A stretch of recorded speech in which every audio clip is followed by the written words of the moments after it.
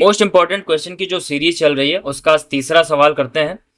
वैसे तो सवाल तुम्हें देखने में बहुत बड़ा लग रहा होगा और ये बड़ा सवाल देख करके अगर एग्जाम में आएगा तो क्या करोगे, छोड़ दोगे। क्यों? क्योंकि ये देखने में बड़ा है, अरे ये कैलकुलेशन कैसे होगी, इतना बड़ा सवाल है, कैसे कर पाएंगे कि नहीं कर पाएंगे। तो अक्सर ऐसा होता है, तुम्हें फंसाने के लिए एग्जाम में इतने बड़े सवाल डाले जाते हैं। अब ये सवाल बड़ा नहीं है, अभी जब करने को आओगे तो बहुत ही आसानी से हो जाएगा, केवल 5 लाइन में। ठीक है, जब भी सवाल तुम्हें बड़ा दिखेगा तो इसका मतलब उसकी कैलकुलेशन क्या होगी, ईजी होगी। बस इसकी लैंग्वेज थोड़ी ज़्यादा तुम्हें दिख रही है। तो चलो देखते हैं क्या है सवाल, एक बार पढ़ लो। यदि किसी यौगिक के 3 ग्राम को, कितने ग्राम को, 3 ग्राम को 100 ग्राम जल में घोला गया है। 100 ग्राम जल में घोलने पर जल के क्वथनांक में 0.26 केल्विन का उन्नयन होता है। यदि जल के लिए उन्नयन स्थिरांक का मान 0.52 केल्विन किलोग्राम मोल इनवर्स है तो यौगिक का अणुभार ज्ञात कीजिए। ज्ञात हमें क्या करना है, अणुभार ज्ञात करना है। किसी यौगिक के 3 ग्राम को घोला गया है, किसमें, जल में। ठीक है, तो अब करने का तरीका क्या है, सबसे पहले तुम्हें ये चीजें उतारनी है कि क्या क्या दे रखा है। तो 3 ग्राम ये क्या हो गया, W2 3 ग्राम किसमें घोला गया है, जल में। तो W1 कितना हो गया आपका 100 ग्राम प्लस क्वथनांक में उन्नयन, ये क्या होता है भाई, ये होता है डेल्टा टी बी। बी का मतलब बॉइलिंग पॉइंट, तो डेल्टा टी बी कितना दे रखा है 0.26 केल्विन। उसके बाद उन्नयन स्थिरांक का मान ये कितना दे रखा है, और ये उन्नयन स्थिरांक क्या होता है के बी, कितना दे रखा है 0.52 केल्विन किलोग्राम मोल इनवर्स।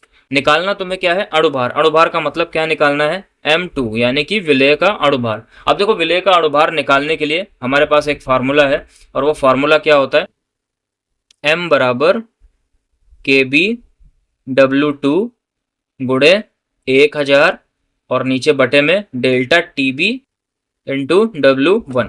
अगर ये फार्मूला देखो, छोटा सा फार्मूला अगर तुम्हें याद है तो बस इसमें मान रखने हैं, काट पीट करने हैं और ये आंसर आ जाएगा।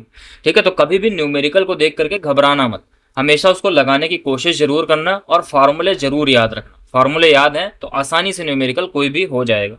चलो मान रखते हैं, सबका मान रख दो इसमें। तो M बराबर क्या हो जाएगा, KB का मान कितना है 0.52, W2 का मान कितना है 3 ग्राम गुणे ये हो गया कितना 1000 बटे में डेल्टा TB का मान 0.26 और गुणे W1 का मान कितना 100। अब देखो कितनी आसान इसकी कैलकुलेशन है। क्या क्या कर सकते हो, सबसे पहला काम क्या करोगे, ये 2 जीरो कट गए, दशमलव से ये दशमलव हटाओगे। ठीक है, 26 एक कम 26 और 26 दूना क्या होता है 52। ठीक है, क्या बचा तुम्हारे पास, देखो ये बचा 2 गुणे 3 और गुणे 10, इनको गुणा कर लो, 2 3 6 और 6 गुणे 10 कितना हो गया 60। अब मात्रक क्या होगा, अणुभार तुमने निकाला है तो अणुभार का मात्रक होता है 60 ग्राम प्रति मोल। अब देखो कितना आसान सा सवाल था, केवल तुम्हें अगर फॉर्मूला याद है तो कितना आसान सा सवाल था, सिर्फ और सिर्फ 5 लाइन में आंसर आ गया। तो अणुभार क्या होगा 60 ग्राम प्रति मोल। तो कभी भी न्यूमेरिकल देख करके डरना नहीं, फार्मूले की शीट बना लो, जितने भी ये फार्मूले हैं वो सब अगर तुम्हें याद हैं तो न्यूमेरिकल बहुत ही आसानी से हो जाएगा। थ्योरी से इजी होते हैं न्यूमेरिकल्स, अगर तुम्हें कैलकुलेशन करना आता है तो।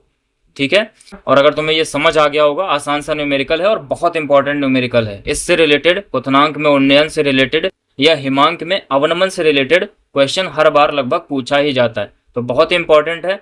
शेयर कर देना सभी को, सभी के पास पहुंचा दो, लाइक कर दो, और अगर कुछ भी ना समझ आया हो तो कमेंट जरूर करना। और हाँ, अगर किसी और टॉपिक पर तुम्हें वीडियो चाहिए हो तो उसका भी कमेंट करना। ठीक है, चलो मिलते हैं नेक्स्ट वीडियो में।